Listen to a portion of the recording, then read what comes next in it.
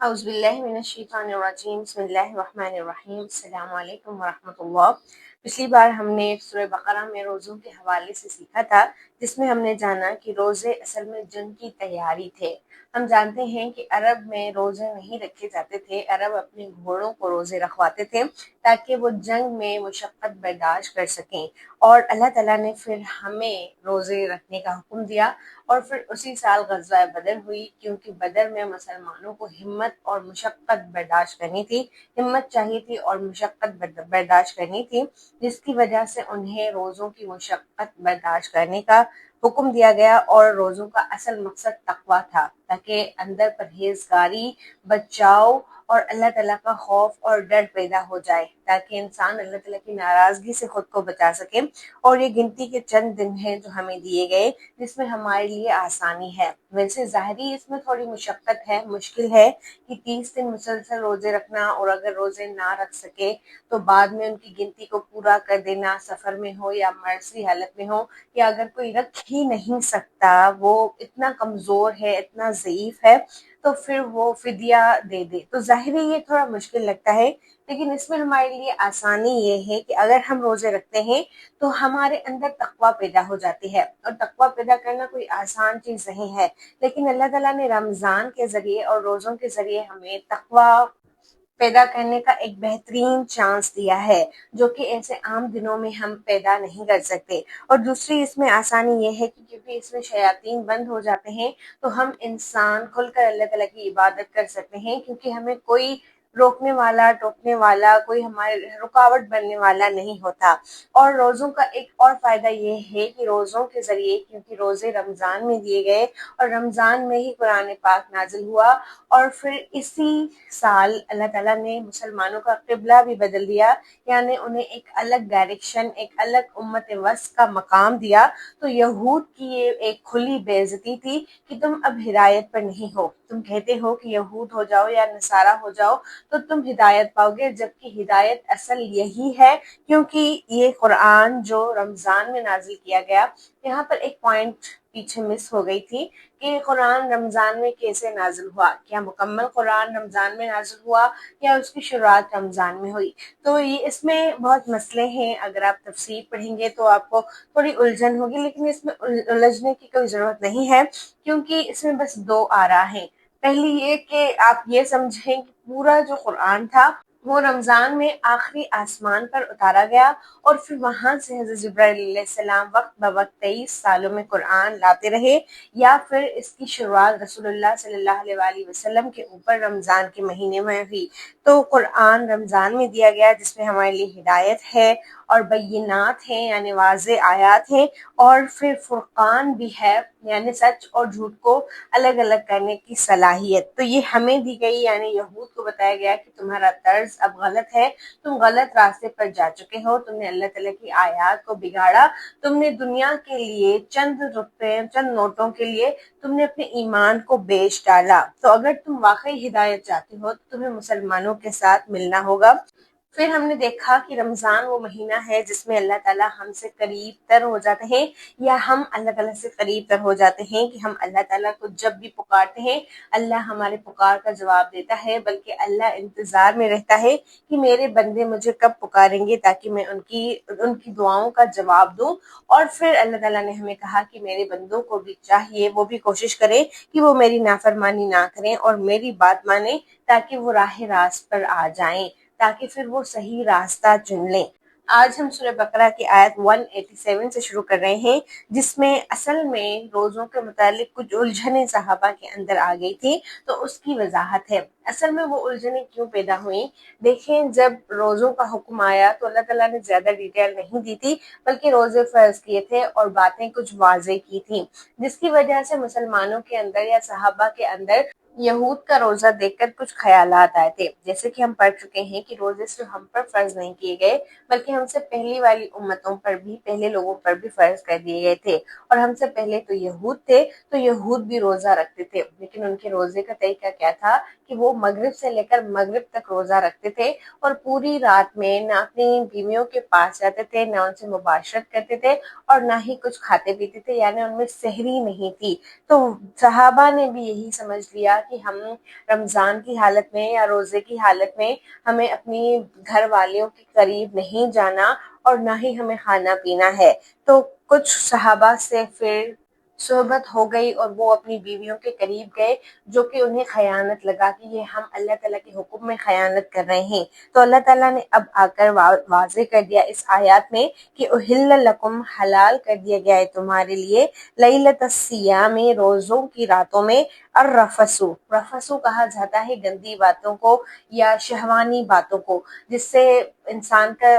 جو سیکس ہے وہ بڑھنے لگے۔ اور الا نسائکم سے یہاں پر پتہ چلتا ہے کہ تمہاری بیویوں سے تمہاری صحبت کرنا تمہارے لیے حلال کر دیا گیا ہے، اور روزوں کی راتوں میں تم یہ کام کر سکتے ہو۔ کیوں؟ ہن لباس لکم، کیونکہ وہ بیویاں تمہارے لیے لباس ہیں، وانتم لباس لہن، اور تم ان کے لیے لباس ہو۔ جس طرح ہم لباس کے بغیر نہیں رہ سکتے، لباس ہماری اہم ترین ضرورت ہے۔ یہ ایک ایسی ضرورت ہے جو ہر وقت ہمارے ساتھ ہوتی ہے، کبھی بھی ایسا نہیں ہوا کہ ہم لباس کے بغیر کہیں جا سکے۔ تو روزے کے حالت میں یا روزے کی راتوں کی حالت میں یا پورے مہینے میں ایسا نہیں ہو سکتا کہ تم اپنی بیویوں سے علیحدہ رہ سکو۔ اللہ نے ہمیں بنایا ہے، اللہ جانتا ہے کہ ہم کتنا کنٹرول کر سکتے ہیں۔ تو اس لیے یہاں پر اللہ تعالیٰ نے میاں اور بیوی کو لباس سے تعبیر کیا ہے کہ جس طرح لباس کی ضرورت تمہیں ہر وقت رہتی ہے، اسی طرح بیویوں کی ضرورت بھی تمہیں بار بار رہے گی۔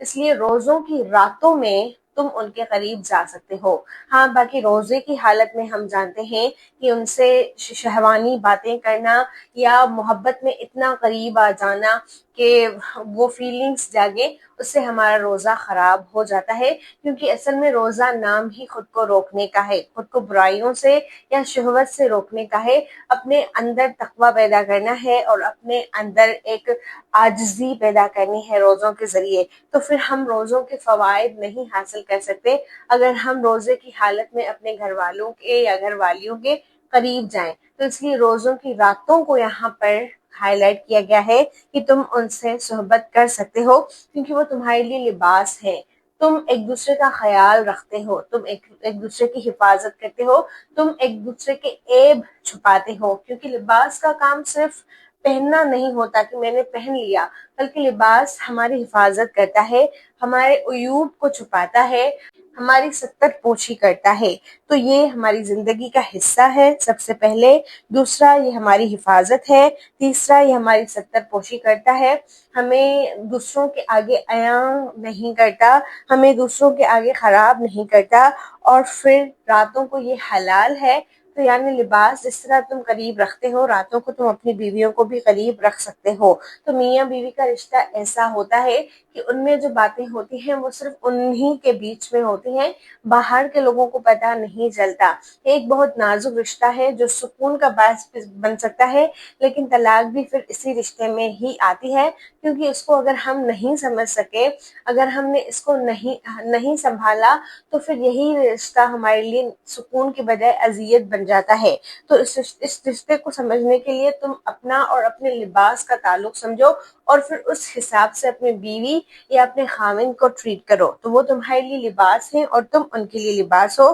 علم اللہ، اللہ جانتا ہے، انکم کنتم تختانون، کہ تم خیانت کرو گے، انفسکم، اپنے آپ سے، یعنی یہ کوئی خیانت نہیں تھی، کیونکہ ابھی تک کوئی حکم آیا نہیں تھا کہ تم صحبت کر سکتے ہو یا نہیں کر سکتے۔ اگر کچھ صحابہ سے ہو گئی یا پھر وہ کرنا چاہتے تھے یا پھر کچھ ایسا ہی ان کے اندر خیال آیا تھا، تو اللہ تعالیٰ کے نزدیک یہ ایک خیانت ہے، کیونکہ بات ان کے لیے واضح نہیں تھی۔ نہیں، کبھی کبھی ایسا ہوتا ہے کہ حلال اور حرام، صحیح اور غلط واضح ہو جاتا ہے، لیکن کچھ چیزیں ایسی ہوتی ہیں جو پوری طرح واضح نہیں ہوتی۔ مثلا یہاں پر روزوں میں یہ واضح نہیں تھا کہ صحبت کرنی ہے یا نہیں کرنی، تو بہتر یہ ہوتا ہے کہ نہیں کرنے کی طرف انسان زیادہ راغب ہو جائے، کیونکہ اگر وہ کرنے لگے اور اسے معلوم نہ ہو تو پھر وہ ایک قسم کی نافرمانی ہوئی، ایک قسم کی خیانت ہوئی، اور اس کو اللہ تعالیٰ نے خیانت سے تعبیر کیا ہے۔ مثلا میں آپ کو ایسے کہوں گی، جیسے آج کل بہت سے کھانے ہمارے نزدیک آتے ہیں، ہمارے ارد گرد آتے ہیں، پھر ہمیں پتہ نہیں چلتا کہ اس میں کون سا حلال ہے کون سا حرام ہے، یا کمائی کے بہت سے ذریعے ہیں جو ہمارے پاس آتے ہیں، ہمیں سمجھ نہیں آتا کہ یہ حلال ہے یا حرام ہے، کچھ کہتے ہیں حرام ہے، کچھ کہتے ہیں حلال ہے، تو یہ ایک ایسی چیزیں ہیں جو ہمارے لیے واضح نہیں ہے، ظاہر نہیں ہے، تو ان کو چھوڑنا بہتر ہوتا ہے، ورنہ ہم خیانت نہ کر جائیں۔ مثلا اگر اس میں 1% بھی اگر حرام ہو اور ہم یہ سوچ کر لیں کہ کچھ لوگ اسے حلال بھی کہتے ہیں، تو وہ 1% حرام تو ہم نے خیانت کر لی نا۔ تو اس لیے یہاں پر اللہ تعالیٰ نے کہا ہے کہ اللہ جانتا ہے کہ تم اپنے آپ سے خیانت کرو گے، کیونکہ صحابہ کے اندر بھی یہ تھا کہ اگر ہم صحبت کریں گے تو یہ ایک قسم کی خیانت ہو جائے گی، لیکن یہ کوئی ظاہری خیانت نہیں تھی کیونکہ حکم ابھی آیا نہیں تھا۔ تو اللہ تعالیٰ کہہ رہے ہیں فتاب علیکم، اللہ نے تم پر اپنی توجہ کر دی، اللہ نے تمہیں معاف کر دیا، اللہ تمہاری طرف لوٹے، وعفا عنکم، اور تم سے درگزر کر دیا، یعنی تمہیں کچھ کہہ سنائے بغیر، سزا دیے بغیر تمہیں چھوڑ دیا۔ فالآن، بس اب، باشروہن، تم ان سے مباشرت کر سکتے ہو، وابتغوا، اور تم تلاش کرو، ما کتب اللہ لکم، جو اللہ نے تمہارے لیے لکھا ہے۔ یعنی مباشرت کا مقصد صرف جنسی لغزش پوری کرنا نہیں ہے، بلکہ اس کا مقصد اللہ تعالیٰ کی لکھی ہوئی چیز یعنی اولاد تلاش کرنا ہے، نسل انسانی کو آگے بڑھانا ہے۔ تو تم روزوں کی راتوں میں مباشرت کرو، اور جو اللہ تعالیٰ نے تمہارے لیے لکھا ہے تم اس کو ڈھونڈو، اس کو تلاش کرو۔ وَقُلُوا، اور کھاؤ، وَاشْرَبُوا، اور پیو، یعنی صحبت کے ساتھ ساتھ ایک اور چیز تمہارے لیے حلال کی گئی ہے، روزوں کی راتوں میں کھانا اور پینا، حتیٰ یہاں تک کہ یتبین لکم الخیط الابیض، تمہارے لیے واضح ہو جائے، خیط الابیض سفید دھاگا، من الخیط الاسود کالے دھاگے سے، یعنی تم تب تک کھا سکتے ہو جب تک تمہیں یہ نہ معلوم ہو جائے کہ فجر کا ٹائم ہو گیا ہے یا نہیں ہوا، صبح نکلی ہے یا نہیں نکلی۔ یعنی یہ ایک کنفیوژن تھی کہ صحابہ کو میں بھی کچھ سمجھ میں نہیں آیا، اور تفسیر ابن کثیر میں ملتا ہے کہ کچھ صحابہ تو اپنے نزدیک 2 دھاگے رکھا کرتے تھے، ایک کالا اور ایک سفید، پھر جب رات کی تاریکی مٹ جاتی تھی اور جب فجر نمودار ہوتی تھی، اگر وہ دونوں دھاگے فرق پتہ چل گیا کہ یہ سفید ہے یہ کالا ہے، تو پھر وہ روز کھانا پینا چھوڑ دیتے تھے۔ لیکن پھر بعد میں یہاں پر من الفجر کے الفاظ آئے، یعنی فجر تک، یعنی جب بھی فجر کی اذان ہو تو تم نے کھانا پینا چھوڑ دینا ہے، اسے رک جانا ہے۔ اب یہاں پر پھر کچھ اختلاف آتے ہیں، ہم مسلمانوں کے بیچ میں 3 قسم کے گروہ ہیں جو ہمیں سحری کے کھانے کی ٹائمنگ میں الجھا دیتے ہیں۔ مثلا ایک ہے جن کو ہم شیعہ کے نام سے جانتے ہیں کہ وہ فجر سے کچھ منٹس پہلے، 10 منٹ یا 5 منٹ یا جتنے منٹ بھی، کچھ منٹ پہلے کھانا پینا چھوڑ دیتے ہیں، ابھی فجر کا ٹائم شروع نہیں ہوا ہوتا لیکن وہ کھانا پینا چھوڑ دیتے ہیں۔ پھر کچھ اور مسلمان ہوتے ہیں ان کے علاوہ جو فجر کی اذان سنتے ہی کھانا پینا چھوڑ دیتے ہیں، اور پھر تیسرے قسم کے کچھ اور ہوتے ہیں جو کہتے ہیں کہ جب تک سفیدی بالکل واضح نہ ہو جائے، جب تک تاریکی بالکل نہ چلی جائے، تب تک کھانا ہے، اور وہ فجر کے بعد بھی 10-20 منٹ کھاتے رہتے ہیں۔ تو ہم ان تینوں چیزوں کو بیلنس کیسے کریں، یا ان میں سے صحیح کون سا ہے، مجھے کس کو فالو کرنا ہے؟ یہاں پر بات فرقوں کی نہیں ہو رہی، صحیح اور غلط کی ہو رہی ہے کہ میں کہاں جاؤں۔ ٹھیک ہے،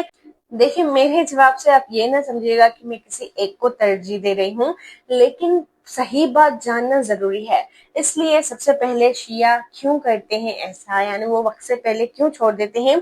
احتیاط کی وجہ سے، کیونکہ ان کے نزدیک جو ان کے امام ہیں حضرت علی اور اہل بیت اور ان کے علاوہ باقی، تو ان کے نزدیک روزہ جلد چھوڑ دینا یعنی سحری جلد چھوڑ دینا اصل میں بہتر ہے تاکہ روزہ خراب نہ ہو جائے۔ جو فجر تک لیتے ہیں وہ اس آیت کے ہی حوالے سے لیتے ہیں کہ یہاں پر فجر کے الفاظ صاف ظاہر ہیں کہ اگر فجر کی اذان ہو گئی اور فجر کا ٹائمنگ شروع ہو چکی ہے، چاہے ابھی پوری طرح سے رات نہیں گئی، کیونکہ اصل میں فجر کی ٹائمنگ شروع ہونے سے ڈائریکٹ ہی صبح نہیں ہو جاتی، بلکہ ایک سفید دھار آسمان میں یوں شروع ہوتی ہے، یعنی یوں سمجھے جب سورج نکلنا شروع ہوتا ہے تو شروع میں ہی ڈائریکٹ وہ روشنی نہیں پھیلا دیتا، بلکہ آہستہ آہستہ آہستہ جب وہ اوپر چڑھتا ہے اور جب وہ آتا ہے تو پہلے آسمان میں ایک سفید دھار نظر آتی ہے، جبکہ اندھیرا ابھی باقی ہوتا ہے لیکن فجر کا وقت شروع ہو چکا ہوتا ہے،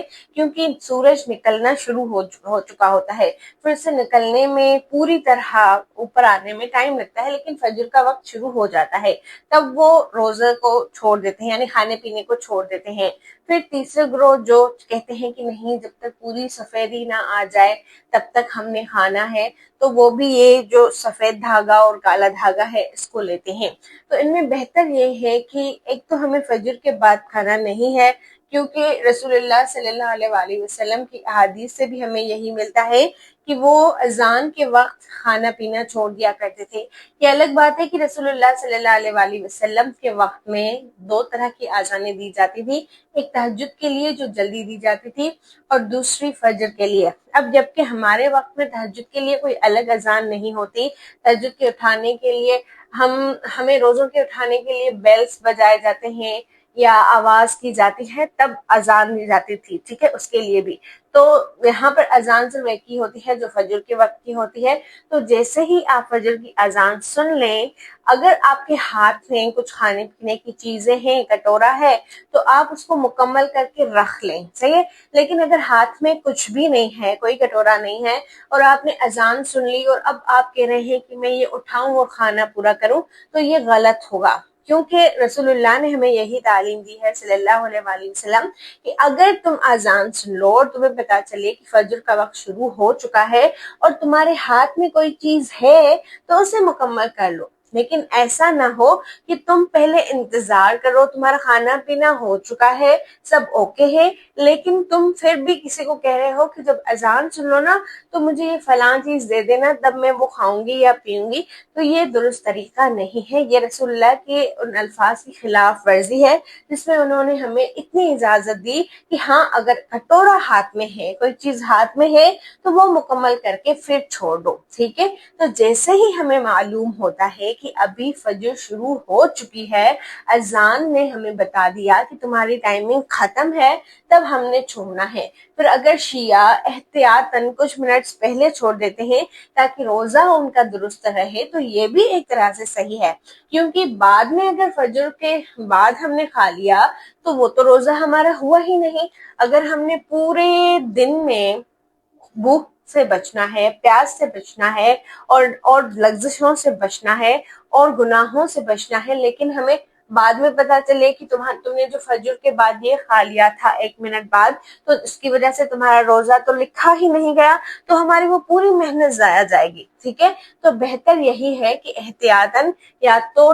جیسے ہی اذان ہو، جیسے ہی بلاوا ہو کہ ٹائم ختم ہے، تو ہم چھوڑ دیں، یا اذان سے 1-آدھا منٹ ہم پہلے چھوڑ دیں کہ ابھی اذان ہونے والی ہے، صحیح ہے، اذان کا وقت بالکل قریب آ پہنچا ہے، تو بہتر یہی ہے کہ میں نہ کھاؤں پیوں، صحیح ہے۔ اور اس کے علاوہ سحری ہمیں ملی ہے جو کہ پہلی امتوں کو نہیں ملی تھی، اور یہود بھی سحری نہیں کرتے تھے، اس لیے رسول اللہ نے کہا کہ تم سحری کیا کرو، اس میں برکت ہوتی ہے، تو سحری ہم نے کرنی ہے۔ سحری کے بغیر بھی روزہ ہو جاتا ہے۔ روزہ اصل میں دل کے ارادے کا نام ہے، اس کے لیے ہمیں کسی خاص نیت کی، کسی خاص دعا کی ضرورت نہیں ہے، کہ جب تک آپ کوئی دعا نہیں پڑھ لیتے، جب تک آپ الفاظ سے نہیں کہہ لیتے کہ میں آج کے دن کی فلاں تاریخ اور فلاں روزہ رکھ رہا ہوں اور فلاں سحری کر رہا ہوں، تو آپ کا روزہ نہیں ہوگا، ایسا کچھ نہیں ہے۔ روزے سحری کی کوئی خاص دعا رسول اللہ سے نہیں ملتی صلی اللہ علیہ وآلہ وسلم،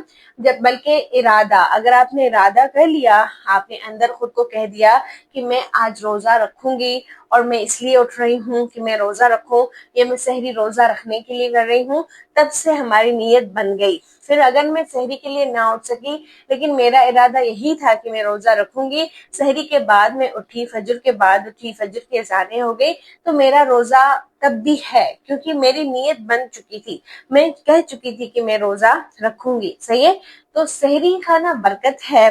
سحری کھانا اللہ تعالیٰ کی طرف سے ہمیں ایک تحفہ ہے، لیکن یہ اتنی ضروری چیز نہیں ہے کہ اس کے بنا روزہ نہیں ہو سکتا۔ بس نیت اگر ہو، ارادہ اگر مضبوط ہو، کہہ دیا کہ ہاں روزہ ہے تو روزہ ہے، صحیح ہے۔ تو خلاصہ یہ ہے کہ الجھن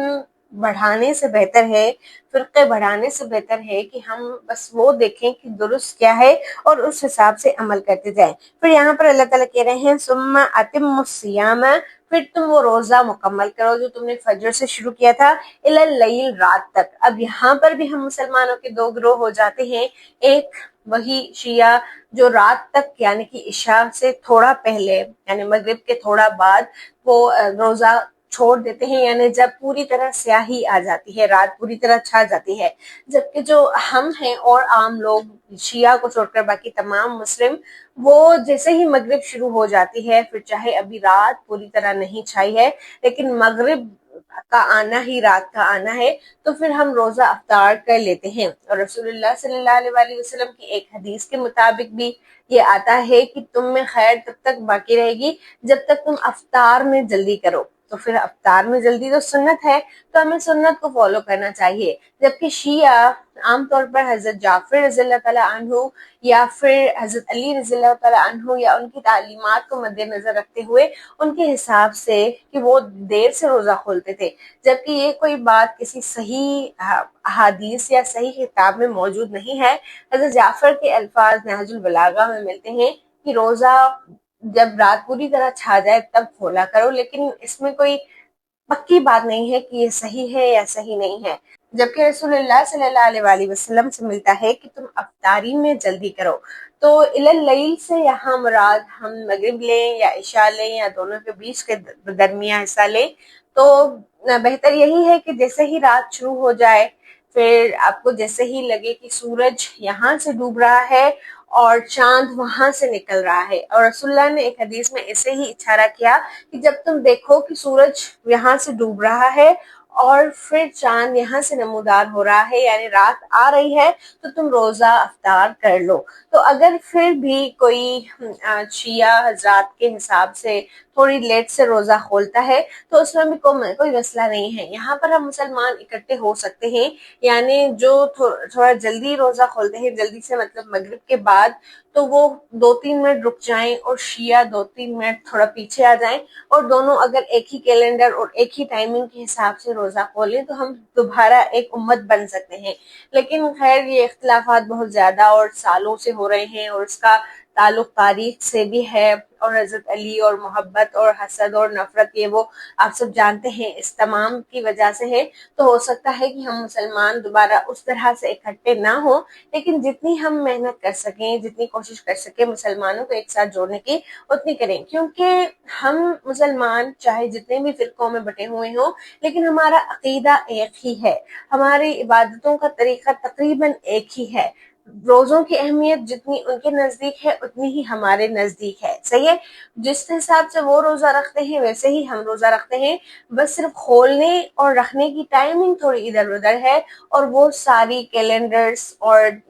جو ٹائمنگ ہے اس حساب سے ان کو دیکھا جاتا ہے۔ تو اگر ہم کوئی بہتری لا سکتے ہیں تو ہم ضرور بھی لانے کی کوشش کریں۔ تو یہاں پر کہا گیا ہے ثم اتموا الصیام الی اللیل، پھر تم رات تک اس روزے کو پورا کرو۔ تو رات سے مراد یہاں مغرب کے بعد ہی ہے، کہ جب جیسے ہی تم دیکھو کہ اب رات شروع ہو چکی ہے، جیسے پہلے فجر میں تم نے دیکھا کہ اب دن شروع ہو رہا ہے، چاہے تاریکی بھی آسمان میں باقی ہے لیکن دن کی وہ دھار اسٹارٹ ہو رہی ہے، تو تم نے روزہ کو بند کرنا ہے، کھانے پینے کو بند کرنا ہے۔ لیکن جیسے ہی تم دیکھو کہ اب مغرب شروع ہو رہی ہے، رات داخل ہو رہی ہے، تو پھر تم نے اپنے روزے کو کھول دینا ہے۔ پھر ولا تباشروہن، اور تم نے مباشرت نہیں کرنی، یعنی اپنی گھر والیوں کے نزدیک نہیں جانا، وانتم عاکفون، اس حالت میں کہ تم اعتکاف میں ہو۔ اعتکاف اصل میں رک جانے کو کہا جاتا ہے، کسی ایک جگہ ٹھہر جانا اعتکاف کہلاتا ہے۔ رسول اللہ صلی اللہ علیہ وآلہ وسلم نے 20 دن کا اعتکاف بھی کیا اور 10 دنوں کا اعتکاف بھی کیا، اور جو سب سے بہتر ہے سنت وہ 10 دن کی ہے کہ رسول اللہ نے آخری عشرے کے 10 راتوں میں اعتکاف کا حکم دیا کہ یہ سنت ہے، یہ فرض چیز نہیں ہے، یہ سنت ہے کہ رسول اللہ صلی اللہ علیہ وسلم اعتکاف کیا کرتے تھے۔ انہوں نے ہر سال 10 دن اعتکاف کیا، جبکہ ایک سال 20 دن اعتکاف کیا، اور اس کی وجہ یہ آتی ہے کہ وہ لیلۃ القدر کی تلاش کر رہے تھے، کیونکہ رمضان کی ایک عظیم رات جو ہم سورہ قدر میں پڑھیں گے انشاءاللہ 30 پارے میں، وہ لیلۃ القدر ہے، جس دن ہمارے فیصلے ہوتے ہیں، جس دن فرشتے نازل ہوتے ہیں، جس دن ہماری تقدیریں، ہمارے کام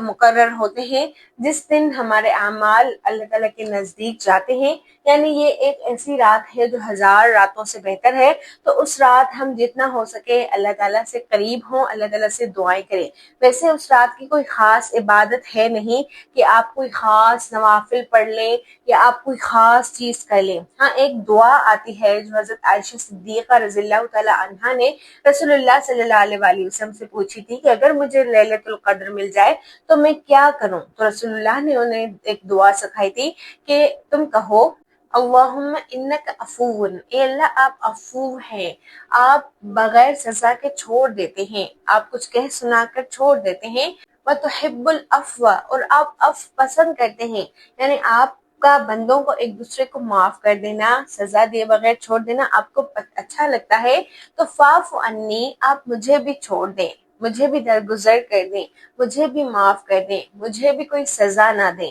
اللہم انک عفو تحب العفو فاعف عنی، یعنی اس رات ہم نے اللہ تعالیٰ سے کہنا ہے کہ اللہ تعالیٰ آپ جو تمام معاملات آج رات سیٹ کریں گے، فرشتے ہمارے نزدیک آئیں گے، تو کہیں ایسا نہ ہو کہ ہماری کچھ خامیوں کی وجہ سے، کچھ گناہوں کی وجہ سے، کچھ برے کاموں کی وجہ سے آپ کی رحمت ہم سے دور ہو جائے، یا پھر آپ ہمارے لیے کچھ ایسا لکھ دیں جو ہمیں بعد میں مشقت برداشت کرنی پڑے، تو اس لیے آپ اس سے پہلے ہی ہمیں معاف کر دیں۔ تو جتنی دعائیں ہو سکیں، یہ دعا تو بہت مست ہے، لیکن اس کے علاوہ بھی آپ اللہ تعالیٰ سے کچھ اپنی زبان میں کہنا چاہتے ہیں، کیونکہ اللہ تعالیٰ کو تو سب زبانیں آتی ہیں نا، آپ اردو میں کہہ سکتے ہیں، سندھی میں کہہ سکتے ہیں، انگلش میں کہہ سکتے ہیں، کسی بھی زبان میں، عربی میں کہہ سکتے ہیں، صحیح ہے؟ تو اللہ تعالیٰ کو سب زبانیں آتی ہیں، آپ اپنے حساب سے جو بھی مانگیں، اولاد کے لیے مانگیں، فیوچر کے لیے مانگیں، ماضی کے غموں سے نکلنے کے لیے مانگیں، جو بھی مانگیں انشاءاللہ اللہ تعالیٰ آپ کو اس رات دے دیں گے،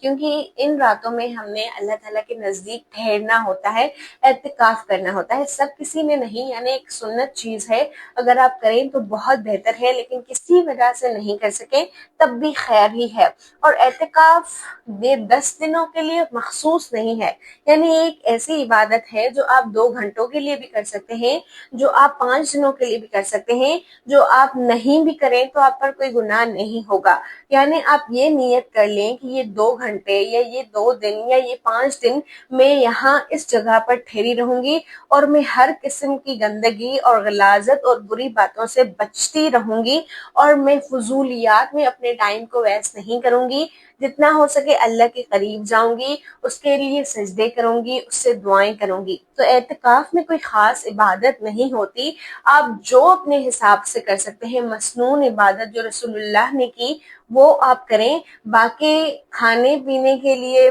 یا واش روم کے لیے، نہانے کے لیے، کسی اور اہم کام کے لیے آپ اس جگہ سے نکل بھی سکتی ہیں۔ ایسا نہیں ہے کہ آپ نے پردے میں رہنا ہے اور آپ نے کسی سے بات نہیں کرنی اور آپ نے چپی لگا دینی ہے، ایسا کچھ بھی نہیں ہے۔ بس ہاں، آپ نے فضولیات سے بچنا ہے، وقت کو ضائع کرنے سے بچنا ہے، دنیاوی باتوں سے بچنا ہے۔ اس کے علاوہ آپ گھر والوں سے جب کوئی ضروری بات ہو تو کر سکتے ہیں، شہوت نہیں کرنی، پھر چاہے وہ رات ہی ہو۔ اعتکاف میں ان تمام چیزوں سے بچنا ہے۔ رمضان میں اعتکاف سنت ہے، رمضان کے علاوہ بھی یہ ہو سکتا ہے کہ آپ اپنے آپ کو کسی ایک جگہ ٹھہرا دیں، وہاں رک جائیں اور وہاں صرف اللہ تعالیٰ کی عبادت کریں، ان سے دعائیں کریں، دنیاوی باتوں سے دور رہیں، تو وہ نفل بن جاتا ہے، اس کی کوئی لمٹ نہیں ہے، اس کے لیے روزہ بھی فرض نہیں ہے۔ رمضان میں اعتکاف میں روزے رکھیں گے، لیکن رمضان کے علاوہ اگر اعتکاف کر رہے ہیں تو ان میں ہم نے روزے فرض نہیں ہیں، آپ نے خالی اعتکاف بھی کرنا ہے۔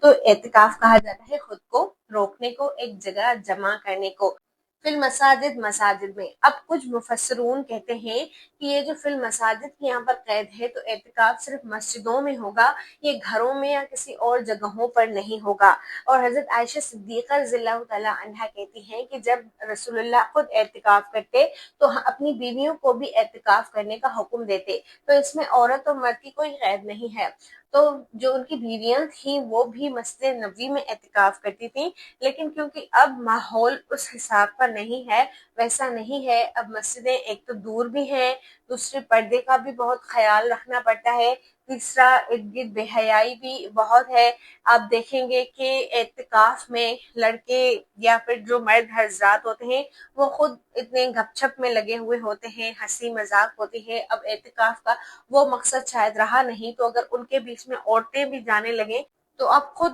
سوچ سکتے ہیں کہ کتنی خرابیاں آ سکتی ہیں۔ تو اس لیے بہتر یہی ہے کہ اگر آپ کو گھر میں ہی ایک مسجد، ایک ایسی جگہ جہاں پر آپ خاص عبادت کرتی ہیں، جہاں پر آپ نماز پڑھتی ہیں، ایک کونا ہے آپ کا جس کو آپ اپنی مسجد بنا سکتی ہیں، سجدے کی جگہ بنا سکتی ہیں، تو آپ وہاں پر ہی خود کو روک لیں اور دنیاوی باتوں سے، گندگی سے، فضولیات سے جتنا ہو سکے بچتی رہیں۔ تو وہاں پر بھی آپ کر سکتی ہیں اگر مسجد میں ممکن نہیں۔ ہاں، اگر کسی مسجد میں ممکن ہے، آپ کی کوئی اپنی گھر کی مسجد ہے اور وہاں پر آپ کو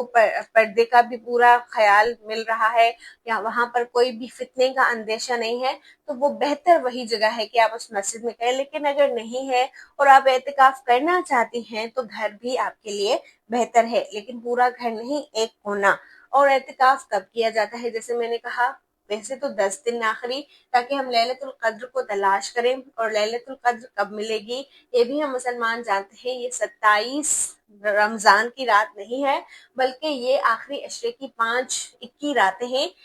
21، 23، 25، 27 اور 29۔ ٹھیک ہے، ان راتوں میں ہم نے اللہ تعالیٰ کو بہت یاد کرنا ہے، بہت دعائیں کرنی ہے، اپنے لیے بھی، اوروں کے لیے بھی، اور اس کے علاوہ بھی جو اور راتیں ہیں وہ بھی ضائع نہیں کرنی۔ اچھا، رمضان میں ایک اور مسئلہ آتا ہے قیام کا یا تراویح کا یا پھر تہجد کا۔ تو ان میں کیا فرق ہے اور ان کی ٹائمنگ کیا ہے اور ہم کس حساب سے انہیں ادا کر سکتے ہیں؟ مختصراً میں آپ کو جواب دوں گی کہ قیام ہو، تراویح ہو یا تہجد ہو، یہ ایک ہی نماز کے 3 الگ الگ نام ہیں، اور ان کی ٹائمنگ عشاء کے بعد سے شروع ہو جاتی ہے فجر تک۔ یعنی فجر تک، عشاء سے لے کر فجر تک آپ نے کسی بھی وقت میں یہ نماز ادا کر لینی ہے۔ آپ اسے تہجد کا نام دیں، قیام اللیل کا نام دیں یا تراویح کا نام دیں۔ ٹھیک ہے، تراویح کی ٹرم ابھی دی گئی ہے، جبکہ رسول اللہ کے وقت میں یہ ٹرم، یہ نام نہیں تھا، تب قیام اللیل یعنی رات کو کھڑا ہونا یا تہجد کہا جاتا تھا۔ اب ضروری نہیں ہے کہ آپ نے عشاء کے بعد بھی قیام کر لیا یعنی تراویح پڑھ لی، اب آپ نے اس کے بعد پھر سحری کے وقت میں دوبارہ قیام کرنا ہے، دوبارہ کھڑا ہونا ہے اور دوبارہ تہجد پڑھنا ہے۔ عشاء کے بعد تراویح اور پھر سحری کے وقت تہجد، یہ الگ الگ نمازیں نہیں ہیں، جیسے کہ میں نے پہلے کہا یہ ایک ہی نماز کا نام ہے، تو اس لیے آپ عشاء کے بعد سے فجر تک یہ کبھی بھی ادا کر سکتی ہیں۔ اس کے لیے آپ کو کسی جماعت کی ضرورت نہیں ہے۔ ہاں، اگر جماعت ہوتی ہے، سب مسلمان مل کر یہ عبادت کرتے ہیں تو صحیح ہے، اس میں ویسے کوئی مسئلہ نہیں ہے، یہ ضروری بھی نہیں ہے، لیکن اس میں ایسا کوئی مسئلہ نہیں ہے اگر تمام مسلمان اکٹھے ہو کر قیام کر لیتے ہیں، اس میں قرآن سن لیتے ہیں، کیونکہ جیسے ہم نے بات کی کہ رمضان قرآن کا مہینہ ہے، تو اگر آپ واقعی تراویح کے ذریعے، قیام کے ذریعے، جماعت کے ذریعے قرآن سے جڑتے ہیں تو آپ کا اصل مقصد یعنی رمضان کا مقصد جو قرآن ہے وہ پورا ہو رہا ہے، تو اس لیے۔ لیکن اگر آپ کو جماعت نہیں مل رہی اور آپ وہاں صحیح سے نہیں ادا کر رہے قیام اور آپ تھک چکے ہیں بہت، تو آپ الگ سے اکیلے میں اپنے گھر میں بھی کر سکتے ہیں۔ اور ویسے بھی رسول اللہ صلی اللہ علیہ وآلہ وسلم تو فرض نمازوں کے علاوہ باقی تمام جو بھی سنت اور نفل نمازیں تھی وہ تو گھر میں ہی ادا کر لیا کرتے تھے، مسجد میں وہ صرف فرض ادا کرتے تھے۔ تو بہتر گھر ہے قیام کے لیے، تراویح کے لیے اور تہجد کے لیے، تینوں ایک ہی نمازیں ہیں، تو ان کے لیے بہتر گھر ہے، اور اس میں جتنا ہو سکے اللہ کے سامنے کھڑے ہونا ہے اور قرآن کو پڑھنا ہے، اس کو سمجھنا ہے۔ اگر قرآن نہیں یاد ہے، نہیں سمجھ سکتے، تو آپ پہلے قرآن کو دن میں جتنا سمجھ سکیں پھر وہ حصہ آپ رات کے قیام میں پڑھ سکتے ہیں، یعنی جتنا کنیکشن آپ قرآن سے جوڑ سکیں قیام کے ذریعے، ان نمازوں کے ذریعے، اتنا آپ جوڑنے کی کوشش کریں۔ ٹھیک ہے، پھر 20 پڑھنی ہے یا 8 پڑھنی ہے، یہ مسئلہ بھی ہے۔ تو اگر آپ قرآن زیادہ پڑھنا چاہتے ہیں اور آپ بہت آہستہ آہستہ قیام کرتے ہیں تو آپ 8 پڑھ لیں، کوئی مسئلہ نہیں ہے۔ لیکن اگر آپ جلدی جلدی پڑھ رہے ہیں اور صرف نوافل کے اوپر نوافل ختم کر رہے ہیں، آپ قرآن اس میں نہیں پڑھ رہے، سجدے لمبے نہیں کر رہے، رکوع لمبے نہیں کر رہے، تو آپ 20 پڑھ لیں، آپ 50 پڑھ لیں یا 100 پڑھ لیں، کوئی مسئلہ نہیں ہے۔ یعنی آپ کی نفلی عبادت ہے، یہ آپ کے اوپر ہے کہ آپ اسے کتنا ادا کرتے ہیں۔ ہاں، رسول اللہ کے بارے میں آتا ہے صلی اللہ علیہ وآلہ وسلم کہ وہ 11 سے اوپر نہیں پڑھتے تھے، یعنی 8 تہجد کی نمازیں یا تراویح کی نمازیں یا پھر قیام کی نمازیں، اور پھر 3 آخری وتر کی، کیونکہ ہم جانتے ہیں وتر رات کی آخری نماز ہے، تو اگر عشاء کے بعد آپ قیام کی نیت رکھتے ہیں تو آپ وتر کو چھوڑ دیں گے اور وہ قیام کے بعد آخری نماز کر کے رات کی نماز کو ختم کر لیں گے، صحیح ہے؟ تو رسول اللہ 8 پڑھتے تھے، کیونکہ رسول اللہ سے ہم کبھی بھی ان کی طرح ہم کبھی قیام کر نہیں سکتے، وہ اتنا کھڑے ہوتے تھے راتوں کو کہ ان کے پیر سوج جایا کرتے تھے، وہ پوری سورہ بقرہ، سورہ آل عمران، سورہ نساء، یعنی پہلے 5 پارے 6 پارے ایک ہی رکعت میں پڑھ لیا کرتے تھے۔ ہم تو تصور بھی نہیں کر سکتے، ہم تو ایک پیج پڑھنے کے بعد تھک جاتے ہیں، اور جتنا ہم جلدی رکوع کرتے ہیں، سجدے کرتے ہیں، وہ تو ہم کہہ ہی نہیں سکتے کہ ہم ان کی طرح کبھی قیام کر سکتے ہیں۔ تو اگر آپ ان کی طرح کرنے کی کوشش کرتے ہیں، آپ زیادہ لمبے رکوع اور لمبے سجدے کرنا چاہتے ہیں، تو آپ کم نوافل ہی پڑھیں، لیکن اس حساب سے پڑھیں۔ لیکن اگر آپ جلدی بس نوافل پورے کرتے جا رہے ہیں، 2 پڑھ لیے، 4 پڑھ لیے، 8 پڑھ لیے، 20 پڑھ لیے، 15 پڑھ لیے، تو آپ پھر چاہے 20 ہی پورے کریں، اس کی تعداد میں کوئی اتنا اختلاف نہیں ہے، صحیح ہے؟ پھر آپ آگے چلتے ہیں۔ دل کا حدود اللہ، یہ اللہ کی حدیں ہیں۔ اعتکاف میں اپنے گھر والیوں کے قریب نہ جانا، اعتکاف میں خود کو روک لینا، اللہ کی عبادت میں مشغول کر لینا، دنیا کی بے حیائیوں اور برائیوں اور فضولیات سے بچنا، یہ اللہ کی حدود ہے۔ فلا تقربوها، تم ان کے قریب بھی نہ جاؤ، کیونکہ اگر تم قریب بھی گئے تو تم سے لغزش ہو جائے گی۔ کذالک، اسی طرح یبین اللہ، بیان کرتا ہے اللہ، آیات ہی، اپنی آیات، للناس، لوگوں کے لیے، صرف مسلمانوں کے لیے نہیں، لوگوں کے لیے، لعلہم یتقون، اور مقصد کیا ہے کہ ان کے اندر تقوی پیدا ہو جائے۔ روزہ کی رات تمہارے لیے اپنی بیویوں کے پاس جانا حلال کر دیا گیا ہے، وہ تمہارے لیے لباس ہیں اور تم ان کے لیے لباس ہو۔ اللہ جانتا تھا کہ تم اپنے آپ سے خیانت کر رہے تھے، تو اس نے تم پر مہربانی کی اور تمہیں معاف کر دیا۔ اب تم ان سے میل جول رکھو، اور جو اللہ نے تمہارے لیے لکھ دیا ہے اسے تلاش کرو، اور کھاؤ اور پیو یہاں تک کہ صبح کی سفید دھاری تمہیں رات کی کالی دھاری سے صاف نظر آ جائے، پھر رات تک روزہ پورا کرو۔ اور جب تم مسجدوں میں اعتکاف میں ہو تو بیویوں کے قریب نہ جاؤ، یہ اللہ کی حدود ہیں، ان کے قریب نہ جاؤ۔ اسی طرح اللہ اپنی آیات لوگوں کے لیے واضح کرتا ہے تاکہ وہ پرہیزگار بن جائیں۔ اور پھر یہاں پر آخری خلاصہ آیا ہے کہ رمضان کا آخری نتیجہ کیا نکلتا ہے۔ اس پر ہم انشاءاللہ کل بات کریں گے، کیونکہ پھر بات بہت لمبی ہو جائے گی۔ جو بھی آج سیکھا ہے اللہ عمل کی توفیق دیں، اور اللہ تعالیٰ اختلافات سے بچائیں، مسلمانوں کو بکھرنے سے بچائیں، اور ہمیں ایک امت مسلمہ میں دوبارہ جوڑ دیں، آمین۔ السلام علیکم۔